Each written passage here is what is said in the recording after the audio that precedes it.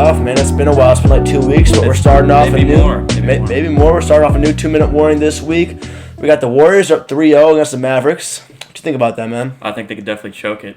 You think they're going to choke it? Luka's going to go full, well, Weezy did to him last week.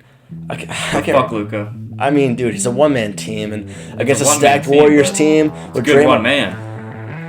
No, they're not 3-0, and they got the Warriors, who are Stephen Curry, Draymond, and Clay playing the way they are, and you got Jordan Poole absolutely showing up. I think they're going to end up with a sweep here. I can see Luka coming up, well, maybe a win, but I just there's no way in hell they're going to beat him out. I think my prediction for finals-wise, I think it's going to be Warriors. I'm a Heat fan, so I'm going to say Warriors Heat. You like Bam Adebayo? I do like Bam Adebayo. He's pretty shit. Wow. But yeah, that team has no depth. Reggie Bullock and Finney Smith. Get closer? Okay. Yeah, get a little closer to the mic.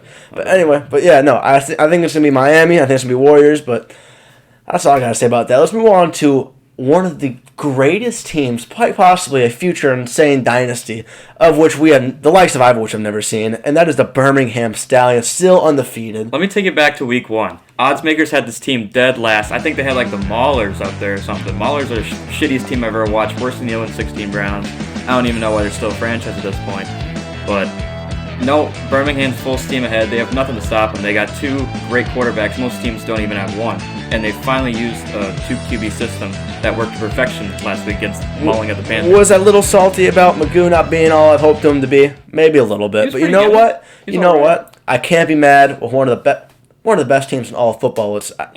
I think they beat the Packers. I think they beat the Patriots. We're insane. I finally give a Jaguars run for their money. I finally picked a good football team, and I'm just so glad about that. Jets are going to be great this year. But moving on, let's talk about the NFL.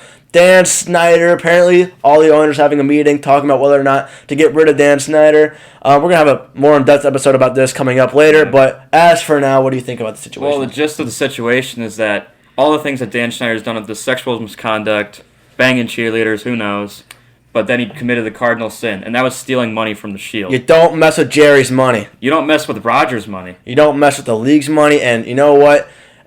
All the evidence of which I've seen so far, he's just dug himself too deep of a hole, and I have no doubt they're going to look at this and they're going to say, enough with Dan Snyder, enough with the Commanders, enough with the Redskins, enough with everything, enough with the football team. Bye, Dan. Get out of here. You messed with our money.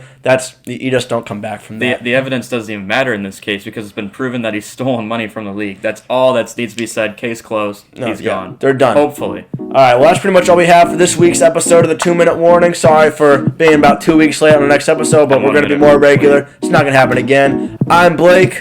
Shane. And thanks for watching, guys. Yo, I look forward to the 8th month of the year when I pack my bags and catch a flight to where? Come on out, you rapist! Wow.